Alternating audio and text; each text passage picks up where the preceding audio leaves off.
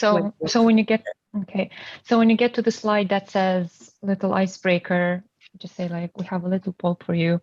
It's a very short one. And then, so if I click on this, can you see it?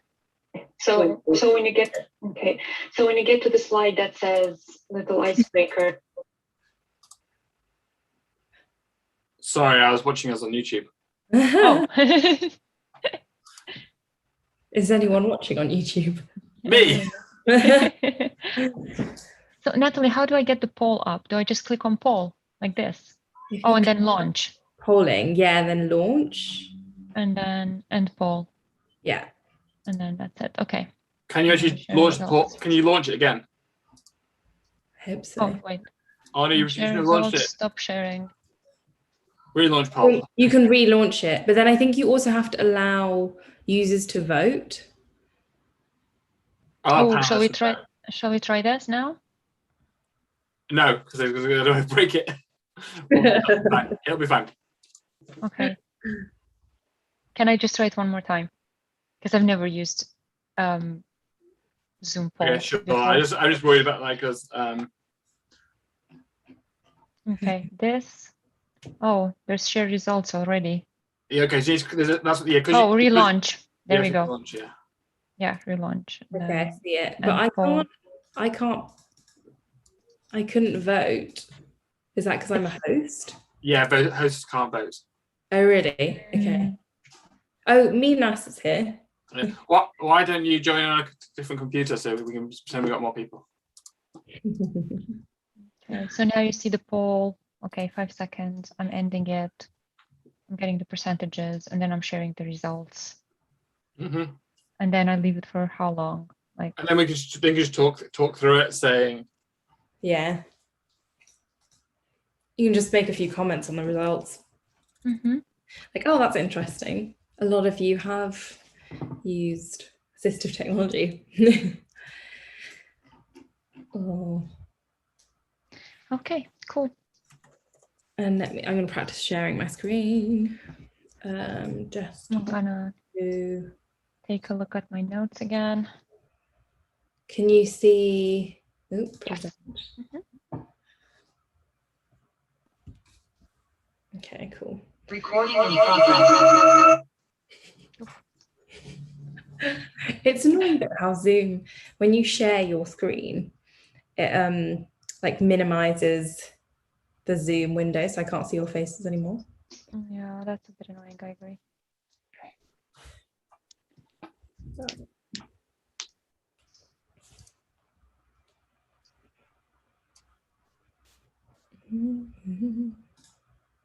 I also probably won't show my video doing this, just because if I'm not speaking, then.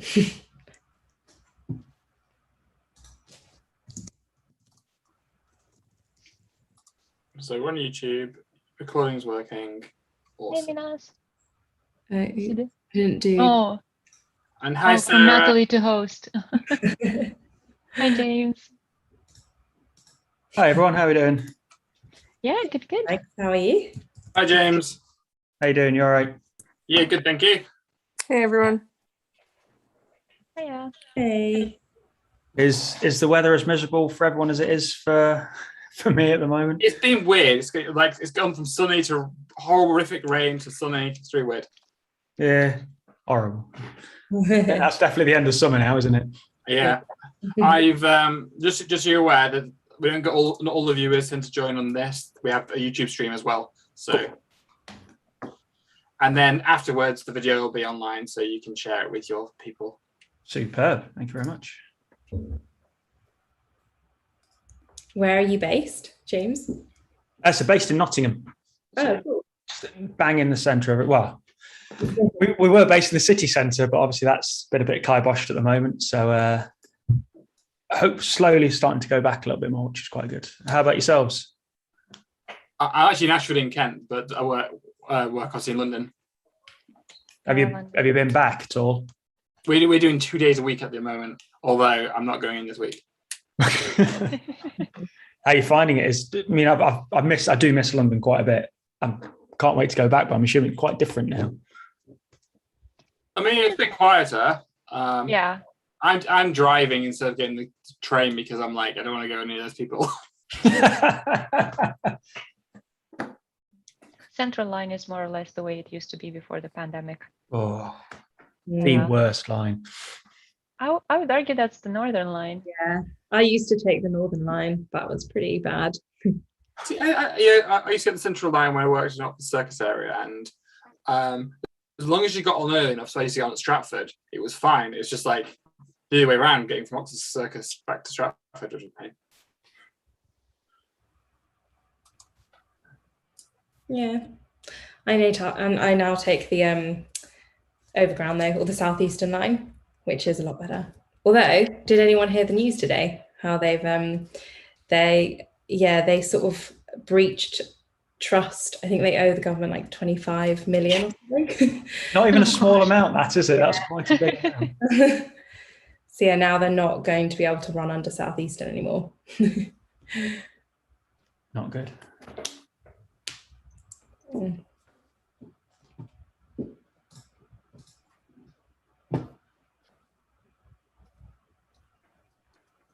You've got a cool background there, James. Thank you. I've kind of gone a bit too over the top with flowers or plants now. I thought it was very boring and very dull. And then I kind of went a bit crazy getting more stuff in. I gotta say, like, well done on keeping them green, because I Yeah. must have killed like It's been touch and go at times. Don't worry. Yes. That odd moment when you do forget.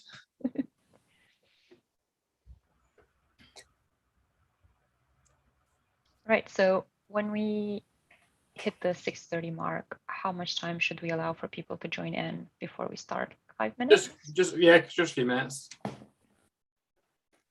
So we started this meetup basically at the beginning of the pandemic, and you get like a because we were like, there's a lot of meetups like Front End London, right, has stopped running because of the pandemic, and we were like, well, we have all the technology already set up to run these things, so that we can just reuse that. Oh, that's brilliant. How have you found it? Is it all gone okay? Yeah, so I think we get quite a few views on the actual YouTube videos afterwards versus the actual events. It's hit and miss depending on the month.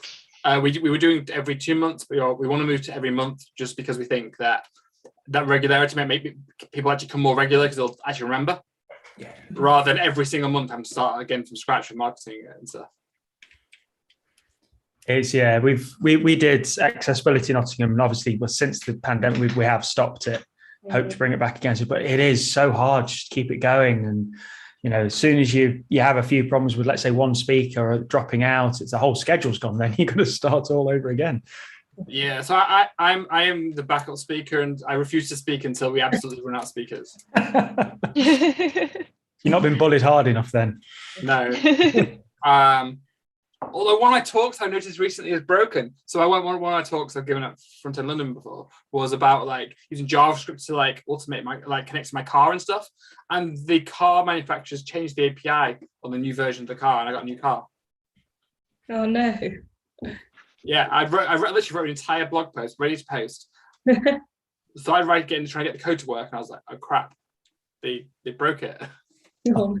That's really it's a shame they won't put your API back up there for you. I know, it's terrible. They need to have public APIs, not so that people can use these anymore. Did you reach out to them, give them feedback? No, unfortunately not, because Nissan aren't the most technical company when it comes to APIs. Their old API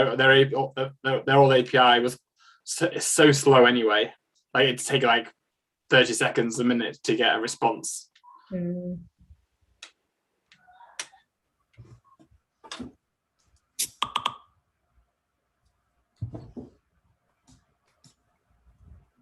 Sorry, I'm sure I've got plenty of other talks in the bank just in case though.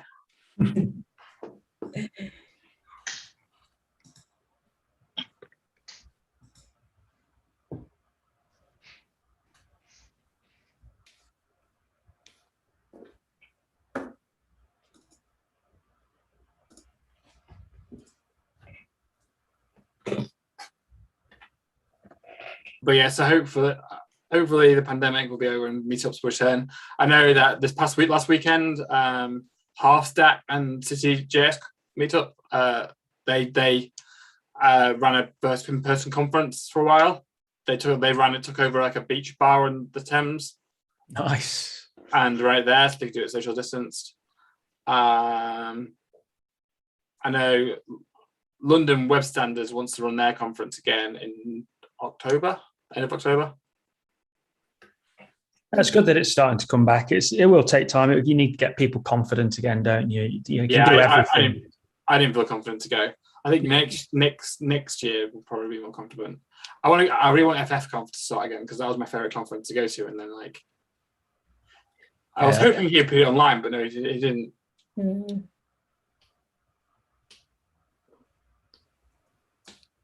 We'll get there. We'll get there. Yeah.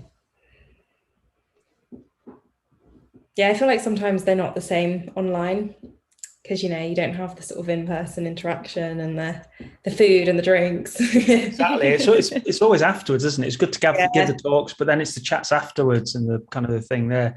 And I'm typically rubbish at networking anyway. So like after coming off a talk and just then chatting around with people, I feel a bit uncomfortable that way. The drinks afterwards do help that. Yeah, exactly. Are you fully remote then for your job? We are now, yeah. So we've got the office in the centre, and we try to go there now and again. I've not been there for a while, just because of meetings, and it's kind of not worth going to the office just to be in another room and have all the meetings. But thankfully, people are starting to come back again. It's fully open for everyone. It's just really up to them. There's no pressure on them to go back into the office. It is just when and ready you feel right.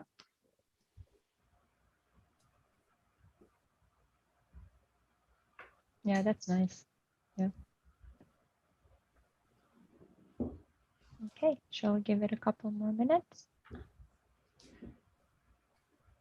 Yeah, why not?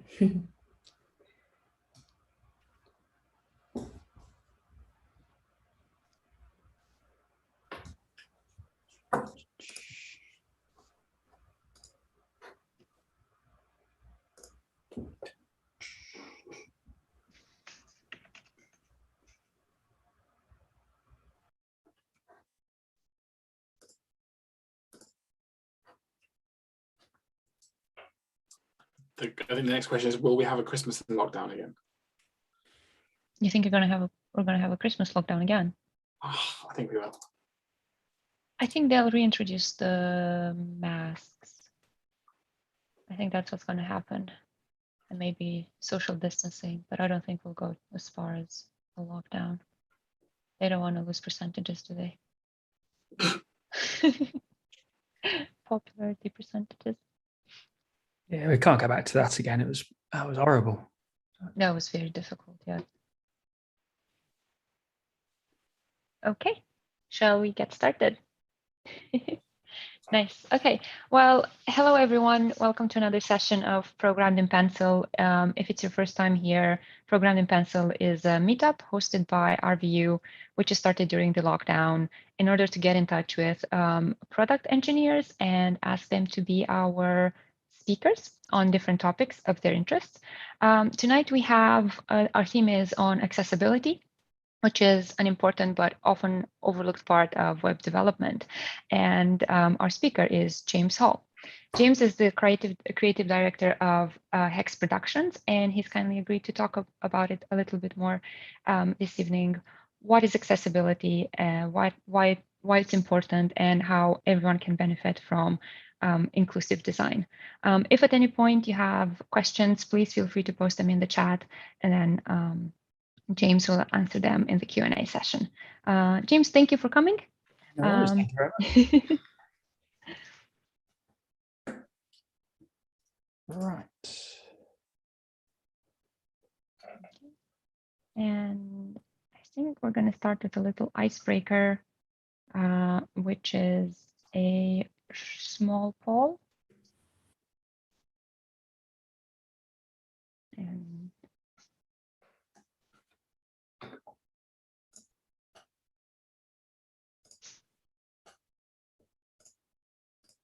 okay.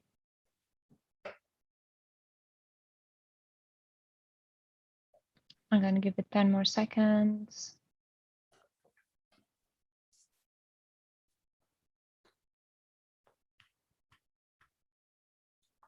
And okay, poll ended. Sharing the results. Can everyone see the results? Yep. Okay, great. So judging by the poll, it seems that most people have had accessibility issues, or maybe their friends have had. And it's really nice to see that people do take into account this when they're building their own apps or their own websites. James, do you want to share your thoughts on that? Yeah, it's very good to see. I mean, it's to know that people are trying to think about this is brilliant. The one thing that we always see as an agency is, don't be afraid to make a mistake. If you've kind of forgotten about something or not thought about a certain way to have in your workflow, don't worry. Let's see how we can correct that. So it's great to see that people are thinking about it.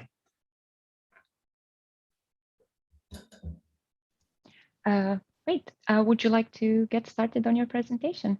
Yeah, sure thing. Let me just start sharing my screen.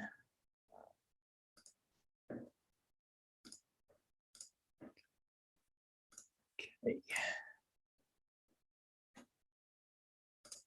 Hopefully everyone can see my screen okay. So I'm here today to talk about accessibility and how we've found how this can be progressed, and basically try and help you work through getting this into your workflow. What you see at the moment on the screen is Sarah Gatford performing British Sign Language. But how many people here today can understand what Sarah is saying? This is being extremely accessible by saying, we are catering to people that are deaf and would like to have the information presented to them into a sign language method. But obviously, we're then not catering to the people that don't understand sign language. So we have to be extremely careful how we portray our information, how we display our information, to make sure that we are being inclusive for everyone. Obviously, a lot harder to do than it is to say here right now, but there's plenty of things that we can do to make sure that we can do this. So here today, just to talk very, very quickly, I don't want to bore you with PowerPoint slides straight away, just to talk about how we can make accessibility go a long way. Just a tiny bit of help in what you do can make things go better. Once I've had the talk, I'll just show you a brief demonstration of a screen reader. So this is how a blind user would use a website or an application. And just to give you a demonstration about what type of feedback people get from screen readers to see how, little changes can actually help them go through this. So very quickly about myself, my name is James. I'm the creative director at Hex Productions. We also run the Accessibility Nottingham group. As we just talked before we started, hopefully when things kind of slowly get back to the good old days, we'll have face-to-face meetings as well. But we are a full stack agency that produce purely accessible websites to make sure that anything we do will be tested, that will be reviewed, and we make sure that we don't lose that nice creative flair as well. We have a fantastic team and everyone is fully trained throughout accessibility. If there's something that we're trying to learn, we'll work on it together as a team. But also what's very important to note is that it's not just a single person's responsibility to make sure that accessibility is right. It is the entire team's responsibility to do this, either being in testing, in research, in production, or just overall trying to find out a little bit more information. Everyone should be responsible. Don't let it lumber down on one person. Because typically we do really well with our physical access accessibility. We have to have ramps, we have to have lifts. Everything is going in the right direction. Yes, there'll be some issues here and there, but we concentrate so much on the kind of the physical aspect. We do forget regarding the digital aspect. And I don't understand why we start to do that, because at the end of the day, accessibility is flipping awesome. It does everything that we want it to do. It's more inclusive at everything we do. And at the end of the day, if you're making things more accessible, you're making things more SEO friendly at the same time as well. So you can please the business managers trying to get more traffic through the site. You're including more people, therefore more people will want to be using your system or services. So it is for everyone. We're not just thinking about a small group. We're not just thinking about a certain aspect here. We want to make sure that everyone is in control here. And a really good way to kind of demonstrate how people are trying to make things more inclusive is people like Disney have gone out of their way now to start to make films and to make kind of interactivity a lot more accessible. Now, if you close your eyes right now, you will not hear or see anything that's going on, and you won't understand what is going on in this film. At the moment, we're playing a very small clip of Frozen, and it's being more inclusive to try and, they want to try and bring more and more people in. So what they've started to do is bring in things like audio descriptions, and using these audio descriptions, you can describe what's going on throughout the site. So if I go on to my next slide, hopefully we'll be able to hear a little bit more here. From the creators of Tangled and Wreck-It Ralph, Disney. A carrot-nosed curl-eyed snowman shuffles up to a purple flower peeping out of deep snow. Hello. He takes a deep sniff. His nose lands on a frozen pond. A reindeer looks up and pants like a dog. Seeing the reindeer slip on the ice, the snowman smiles and moves towards him, though actually he's running on the spot. So I don't want to go too much into this with the time that we do have, but the by having this audio description, people that are blind can hear everything that is going on. They can picture in their mind what's happening and allow them to enjoy the film. If we think of recent films such as A Quiet Place, that was pretty much a silent film. So having the audio description will allow people to understand that more. So having little aspects like this is going to be extremely useful. After the talk today, I'll provide you with a couple of links that will help you kind of witness how accessibility has moved forward in the multimedia area. Channel 4 are fantastic. They have the Paralympic Games on, and their advertising campaign around this is superb. They make a lot more people inclusive and bring more and more people on, make them more and more engaged. So a really fantastic couple of videos that we'll share with you to understand that a bit more. And kind of to get down to the bottom of it, the reason why we're doing this is because an average 1 in 5 people will have a disability. So, this is a wide-ranging stat. Obviously, it's never going to be completely precise, but the overarching one is 1 in 5. If we think about kind of a typical family, I've got 5 people on the screen right now. Using that stat, at least one person would have a disability out of the 5. But there's 5 people in there, and 3 of those people will have dyslexia. 4 people in there have assistive technology day after day because they wear glasses. You have 2 people that have very short attention spans. And then you have 1 person that we constantly forget when we go through building and thinking about websites, and that's the elderly. The population of the world in the UK is getting older and older, and we're living for a lot longer thanks to all the wonders of the world. But we have to remember that people that are using our site may have a very wide-ranging spectrum of age. So we have to think about how people are going to be actually interacting with our sites. Do we have small buttons? Do we have small moving parts?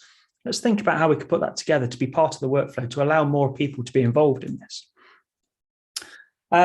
A really kind of overarching stat, obviously, this is how many people are in the UK. If we think about 1 in 5, we're talking about over 13 million people that would have a disability. So we're thinking about a lot of people when we're going through this overarching stat. Now, we plan, we develop, we design, we do so much day after day to make sure that our jobs, that our websites, our apps, our services are perfect for everyone. But why don't we do this for everyone? Why are we constantly forgetting the 1 in 5 here? And there's a couple of key points, and we all understand there's going to be key points and certain blockers. Knowledge is always going to be a kind of a blocker. This is the reason why we have conferences like Programmed in Pencil today, why we have Accessibility Nottingham, Accessibility London, all these other kind of networking and events. It's because we want to learn more. We want to try and find out that little bit more. We want to network with people to actually help them assist, try and find out something else. We have GitHub and Bitbucket to share all of our work. Let's try and bring that together and actually consume that more, because the knowledge will always have that problem. So let's keep going. Let's keep sharing that. The next 3 are kind of big key ones. Time, we know that we're running out of time. There's so much going on, especially with everything at the moment. We're getting bombarded with everything left, right, and center. So why not think about accessibility first? Why not make sure that it is part of your workflow? When that person is going out for the first meeting, they can start to ask a couple of questions. Do you know your audience? And if someone comes back to you and say, well, no one that is using my website or service will be disabled, really ask them, are you sure? Do they really know your audience? Because you can get those questions out at the start. The more I'll talk, you'll see how this can be weaved through everything as well. And work with your client. You know, we went back to our sites when we found out certain parts weren't accessible and just fixed them. We just told the client, this is fixed. It doesn't look any different, but it's a lot better. Here's a demonstration. Bring the client on board with you. Make sure that you can work with them. And money. You know, accessibility doesn't cost money. This is free when you think about it. This is part of your working life. So let's put it as part of the workflow. Let's sure it goes through. And there'll be no big cost at the end because you have to bring someone else in to fix the 20% that's needed at the end after finishing the 80% of the project. Making sure it's part of your workflow will make sure that everything flows very nicely for you. And if the client is still constantly saying, well, it's going to cost me a fortune to make accessibility work, think about a low budget Orange airline. And they're brilliant because they like to produce stats. And one year they said that they had 450,000 people come on their airline that were disclosed as disabled. So if you think about the 1 in 5 stat and everything there, they've got this number here. So on average, back in the day, the average flight price was £90. So if that Orange airline didn't think about the disabled, if they didn't think about how people can access their information and purchase tickets, they could be missing out on £40 million. Look, this is a wide-ranging stat with a wide-ranging idea. I appreciate that. This is not going to be a finite thing, but it's a nice business case to take to people to say, we need to make sure that these people are included. You've tried everything with with compassion, making sure that we're thinking about other people. But if it just comes down to brass tacks, then stats like this are certainly going to help. And for those that love standard, we're all following WCAG, Web Content Accessibility Guidelines. Currently 2.1, there's going to be a phase where it goes to 2.2, but ultimately we're going to be moving to 3 very, very soon. And these are the guidelines that's telling us kind of roughly what we should be doing to make sure that things are accessible. Now, they're guidelines. They are not ways of doing things. We have to interpret them ourselves. You know, to have make sure that we've got moving content, then there are multiple ways to stop that, pause that, by design, by development, by anything. So WCAG, we constantly look back to. The ironic thing is they're not the most accessible of tools. They use quite poor language, in my opinion, but we're working through that. And this is why WCAG 3 is going to definitely push that forward and make sure that it is a bit more user-friendly. But everything you should do should go back and reference that as well.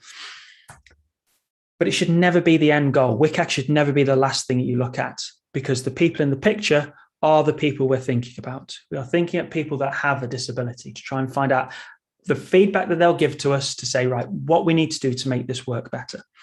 The picture I'm showing at the moment is the team at Sure Trust, which are based in Neath, and they have a pan-disabled testing team, someone that we work with regularly basis with all of our websites. They're a brilliant charity spread throughout the whole of the UK, but the accessibility services team are superb. They help us provide knowledge and a bit more information, so they are absolutely fantastic. Trying to go as quick as I can because I do want to give the demonstration before we run out of time. So how can we all improve? It's not something, as I said, that it should be one person. We all have to be part of this. And how we can start to do this is obviously by using some lovely stock photography just to help us prove a point on this. So the first part is the initial meeting. We're talking to the client. What are the do's and don'ts from that side of things? What's the main goal? All the things you would normally ask. But then what are the potential pinch points here? What are you marketing to? What are you aiming it for? And as I said earlier, you know, if someone comes back to you and says that not a disabled person uses my website, I'm afraid they're wrong. You need to ask that question over and over again. How can you work this out? How is this going to do this? What happens if this happens there? We have to ask these questions to start that thread of accessibility going through. Because then moving over to your wireframes and UX and trying to think about how things are going to be put together. As soon as we get something like a wireframe, we can see straight away how certain elements are going to be working. Is that box on the left-hand side, is that an auto-playing video? Have we got a carousel down at the bottom? What does this little box mean? What does that do? Little things like that, you can come together as a team and talk about this. How can you get this done? How can we improve this? How can we make sure that this is not a blocker for someone that's using maybe voice control technology? Again, very early days, we've only got lines and boxes, but you can see straight away how you can actually start to potentially see some accessibility issues. Moving on to design. So I'm a developer at heart, and typically me and designers fall out quite a lot of the time by them doing some completely outrageous thing and me trying to code that together. But as everything, we try and work in harmony. We try and work on this. There's lots of things that we can do from a design point of view, from typography to something that's kind of quite concerning is color contrast. So color contrast is massive. We should not just rely on colors, especially when we're looking at something like a traffic light system, because some people do not see the difference between red and green. By using words and other methods, we can portray the information clearly using color, but as an assistant. Just to give you an idea, there is a color blindness test on the screen right now with a number in the middle of this.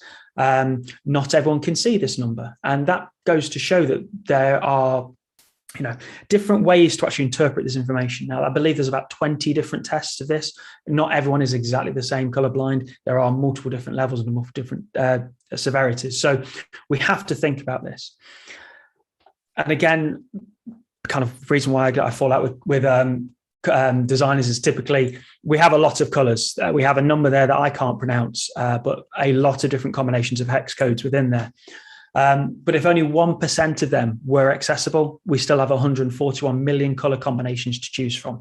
So we don't just have to have that nice pale gray with that nice pale pink. There's lots of things that we can work on to get that color contrast better. From a content point of view, we always have to think about how we do this, the tone of our voice. If we're talking about, for example, mental health, we have to think about how we're portraying our voice, our tone, making sure we're calming, making sure that we're making people feel supported. If we're thinking about screen readers, think about our heading structure. It's exactly the same as what we would write a document with. We need to think about that. We need to think about alternative text within there as well.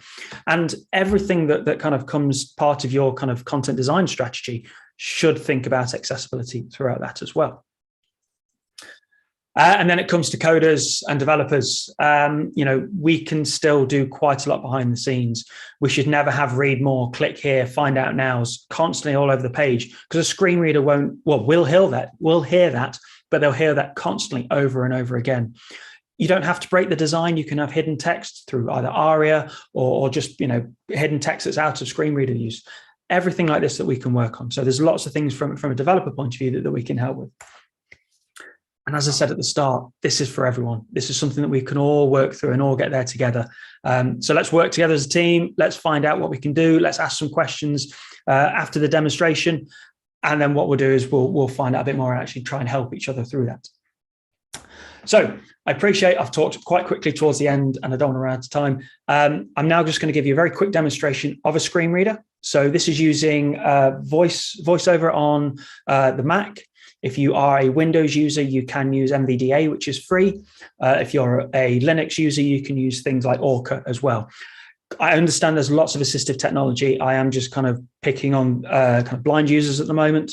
But it is a lot easier to demonstrate through this process. And I'm more than happy to demonstrate others after this talk. If anyone fancies this, do let me know. So I'll just stop sharing for 1 second while I just get my screen set up. And guys, do shout if I'm going on a little bit too long, and I can definitely calm down quite quickly for you. Take as long as you need. Okay.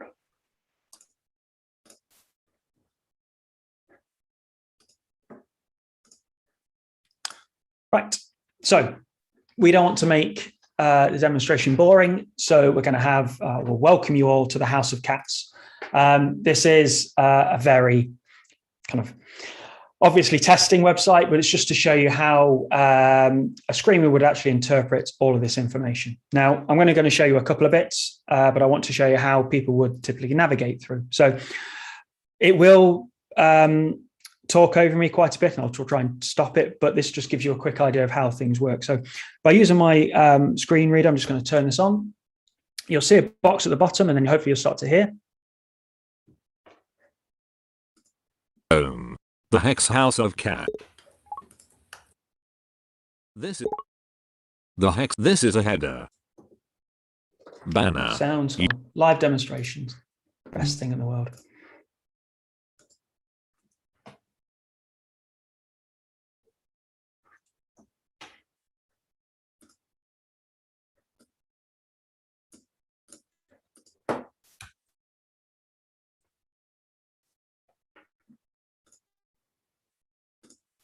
This is a header. Application 50 actions available. Sorry about that. Every time you practice and it would just never go right straight away first time. Okay, let's try this again. So I'm going to try and load my screen reader again. Just try and show my sound. Yeah.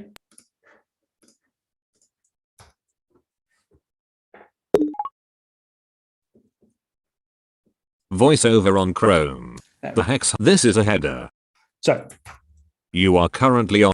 You're going to hear the screen reader talking. Bottom left is what Links the menu. Screen reader is saying. And then what I've just done is I've just pulled up a modal in the middle, which is allowing me to navigate the site through different ways. Granted, that's not always there, but again, it's very good for demonstration purposes. People will navigate through the website in many different ways. So, you know, don't think this is the only way that happens, but I'm just going to demonstrate a few bits. Heading structure should start with your heading 1, and you should only have that once. It's your most important heading. It should describe the page that you're on, and obviously it helps with SEO. Your internet connection isn't stable. Thank you very much. It should go down sequentially and then should always go back up. And go, obviously, if you go down from like 1, 2, 3, 4, you can then go back up to 2. But you shouldn't be going from 1 to 6, for example. So what you've got here is you've got multiple ways. As you can see on the left-hand side, it's got the number and then the heading itself. Now, the reason why it's important is because people can actually go down to a certain heading and say, right, that's the information I want, and then start to read that rather than actually having to read the whole page themselves. So in this example, I'm going to go down to my heading 3. Heading level 3. I want to start Header to level 3. Heading level 3. Heading level 3. Header level 3. List 2 items. Bullet lorem ipsum dollar amet. Consectatura dipissing elit. Bullet aliquem incident Morris EU. Headings menu. So, as you can tell, I've gone straight down to the heading. I've missed everything in the middle. I don't want to read that, and I've gone straight to there. Why do you think that's important? Well, if you go to certain sites such as gov.uk, and let's say you're applying for a passport, if I've gone through so many processes, I know what I want. I want to say, well, how am I going to pay for this? I'll look at my headings, I'll select the heading, say how to pay, and I'll read that information out. So headings are extremely important. Making sure your structure is right and give the priority, and you'll be able to go far on that one. Head links menu. Other methods of navigating through the site would be through links, going through links as you'd expect to see. If you look at my page at the moment, I've got return to the homepage of the House of Cats, and that's my image at the top left. So that's using the alternative text. Because my image is a link, it's going to the top and telling me what it is. So having the alternative text should be descriptive or action-based rather than kind of describe the image when it comes to this. This is where you would see things like click here, find out more, and read more. Information that is not relevant. It makes no sense to us whatsoever. So make sure all of your texts are descriptive and readable. Again, using ARIA is extremely useful, and hidden text as well. A good example here is we've got an A to Z at the bottom. Just the letters A, B, and C mean nothing really. So we'd want to try and, we should be getting rid of A to Zs, but it shows you how this should be working as well. Headings menu. Form controls menu. Closing. Form controls menu. Forms will go to that. You can navigate through form controls. And in all honesty, as you can see on here, I'm just doing a little bit of an example. But if you have things like a search and it just has a box that says search what section? You may have that little magnifying glass at the top right. that may just not be described as anything. That may just be an empty button. So we have to think about with the use of icons, SVGs, or anything like that, how we should be coding them up within there. The last thing I want to quickly Eloquent show you incident Morrissey. is just because your website The Hex is, House of Cat. This is a is e-commerce, doesn't mean that it shouldn't be accessible. banner. If you go on to Amazon, or I think we did do a list before, but things like John Lewis, they are really bad for accessibility. They are terrible at telling you where to go, what things are, any description. Amazon used to have just these steppers where it used to be like how many you want in your basket. And it just used to say stepper one, stepper one, stepper one for all of the products along the line. So tons of things that even these huge corporations need to work on. Here I've got 3 cats and I've got them displayed in slightly different ways. Cats with alternative text, cats with blank alternative text, and cats with ARIA label, just to show you how different a link can be. Now, they're all wrapped around in the same way, but I've just got one with, one without alternative text, just to show you how these are going to be read out. So I'll show you my links on the screen reader. Form can no landmark article Windows spot menu links menu. Visit link visited link heading level 3. Alan is a beautiful cat. Alan 45 pounds. This average sized old cat. So it's taken, because the link is wrapped around everything, it's taken the alternative text of the image, the heading, the price, and the description as well. Absolutely everything. So you could say that's information overload on this, and we're being too accessible by wrapping everything in. If I go down a little bit more where we have cats with blank alternative text. Visited link heading level 3. Alan 45 pounds. This average sized old cat. So the alternative text is null. There's just nothing in there, but it still has alt. It's not being read. It's classed as decorative, so therefore being ignored by the screen reader. You could say that's important. You could say that it's not. That again, this is just for demonstration purposes only. But you can see how just changing that slightly can cause so many different ways of how to do this. My next demonstration is just to show you that the ARIA part, so ARIA label, so by wrapping, by putting ARIA label in our link, could almost take away all the information altogether. So just scrolling down. Visited link heading level 3. Lynn. Visited link heading level 3. Michael. So it's got rid of all the information. I don't know the price. I only know the name. I don't know the description. So again, lots of things to think about when it comes to doing things like this.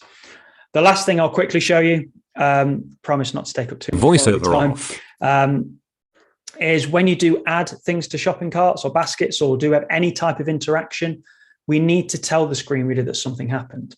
We're all doing funny things with React and all things like this to make things load instantly. But are we giving feedback to the user while doing this? Is it just visual? Because it shouldn't be. We should be doing a little bit more. At the top right of my screen, I have a basket. And if I wanted to add a cat to the basket, I'd click on the image. And what it will do is it changes the color at the top right to a lighter green, and it says 1. If I then click on another one, the number then changes to 2. So visually, I can see that something has changed up there, and I can see that my basket is starting to get full, so I could go onto that. But I didn't hear anything being read out to me. I had nothing at all. So if we try that again with the screen reader on. You don't want to see the code for this. This is just demonstrational code only, but we've definitely got this online for you to test as well.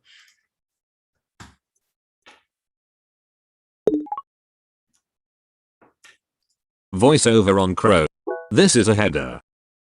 Visited link. You have just added a cat to the basket. Currently, you have 1 cat in the cat basket costing a total of £45. Chrome. You have just added a cat to the basket. Currently, you have 2 cats in the cat basket costing a total of 120. So some bit of JavaScript on there, and Chrome this is doing is putting in the basket, visited, saying how much is in the basket. It's saying Lynn is a beautiful. Turn this off now.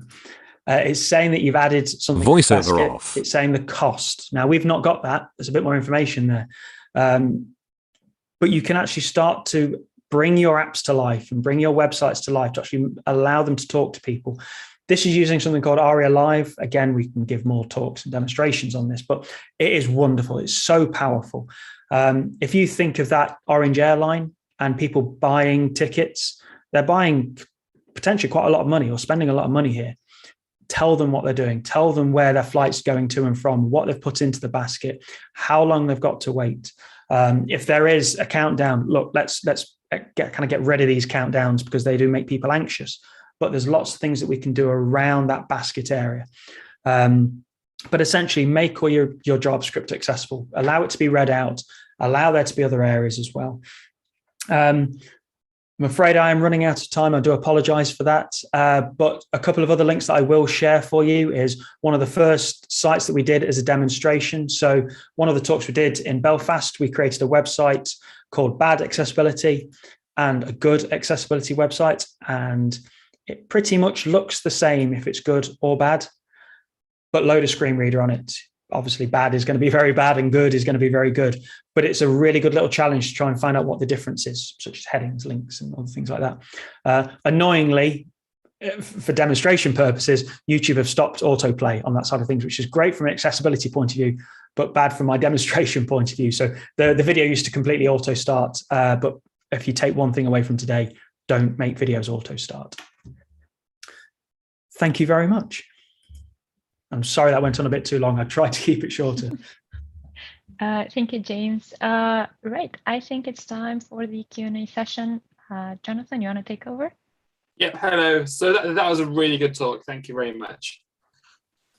Right, so we have a few questions from the audience. So the first of which is, so the first thing you were talking about was videos, right? And you talk about how you make videos more accessible.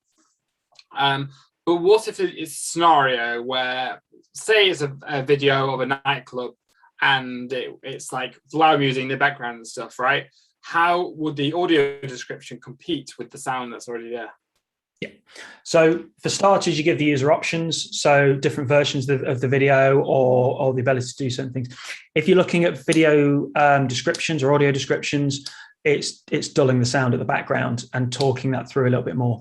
Maybe starting off with the noise and then fading it down a little bit. So there has to be some post-production within there. And again, by giving the user the option, you're not taking it away from kind of the main impact piece. There's lots of things you can go into. Look, BSL is British Sign Language is never the cheapest option. So maybe start to do things like audio transcripts. Subtitling on YouTube is getting better. It allows you to edit it. It allows you to export the file as well to make a little bit of extra change. So there are little things you can start to do and maybe then start working with your audience to say, well, did this work? Is there anything we can improve on that? Cool.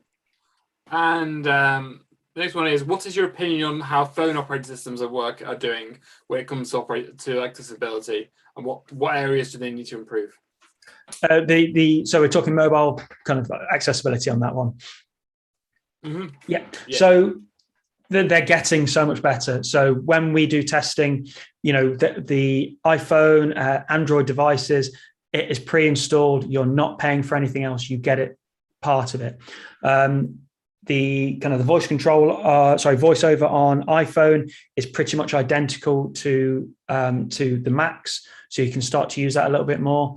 There'll always be improvements such as sensitivity and kind of training, I have to say, is one of the biggest factors. But a bit of patience, a bit of learning, and making sure that kind of as designing and agencies and teams, we make it easier for users to do. Again, it's just testing and trying and making sure that we are doing things right, but natively it's brilliant. How do you test your products and ensure that they're what the users need? And do you include real world user feedback? Yes, we include real user feedback. So we'll always have user acceptance part of it. And that's part of the user who has got the system, and also users such as the team in SureTrust. I can use assistive technology. I'm not blind. I can use my keyboard and mouse. So I can go through certain parts, but then it's always right to use real people to actually make sure that we're testing this. Yes, there's automated as well. I'm not going to discount that. It only picks up 30%, but please still use that as well. And then when it comes to everything, the team's thoroughly trained. So by going through that process, making sure it's part of your workflow, that when it comes to the end, you're getting minor little things, picky things, really. Sure. The next question actually kind of builds off your answer from that, actually. So developers these days are often using like automated tools like ESLint plugins to help them to build accessible web apps. But they focus obviously on the things you can detect, right? Like alt tags and stuff. Are there any good tools that help you cover the other areas that are less like inspection of code? No, not really. It's actually user testing. I would say look at things that make it work in your workflow. So Wave is a really good tool from a browser plugin point of view. It highlights certain bits, very visual. And I feel that the team that may not be as technical would be able to kind of see some issues in there. They use very good colors. They use very good numbers and things like that. You can use things like Pally, which is very good, or the Axe Crawler. Again, very good tools to actually go for an inspectional thing, but it will still only pick up the same things. It won't kind of automate any voice control side of things. It won't deal with, if there is a slider or a carousel that you really have to have, it won't count kind of the next slides of how to do that. So it's a good start, but it's definitely not the answer. Do you think it is solvable, or do you think that's going to be impossible to solve problem? I don't want it to be solvable, to be honest. I want us to still work with real users to get their feedback. We should still be working with people that have experience in these tools, that want to know how to use a service. And at the end of the day, we're building websites for people, not for automated tools. Sure. You mentioned John Lewis as an inaccessible website. Do you have examples of very accessible commercial websites? PEX, that's quite a nice one. In all honesty, no. We did a Black Friday audit last year, and I think we did 50 websites. 1 or 2 of them were average, the rest were poor. There is a lot of work being done. I'm not discounting that, and I'm sure the people watching today will know a couple off the top of my head. The main ones like Amazon are not. We're working with a lot of charities at the moment, and they are trying their hardest to become more accessible. You have to think about, once an accessible website or service is provided, the content strategy has to follow through afterwards. But having a click here link or a poor color contrasting button could break that straight away. Sure. So you've done these auditing yourself, right? Have you shared those audits with the Royal National Institute for the Blind? No, we know that the RNIB have done their own side of things as well. Our part is mainly around awareness. We have shared it quite vastly with there. We've not gone directly to them. But I know that they are putting some great audits in there at the moment. Okay, cool.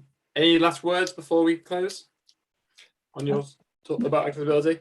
I would say, if you're not sure, ask. That you've got a great community out there. Talk about it. There's so much good that's going on.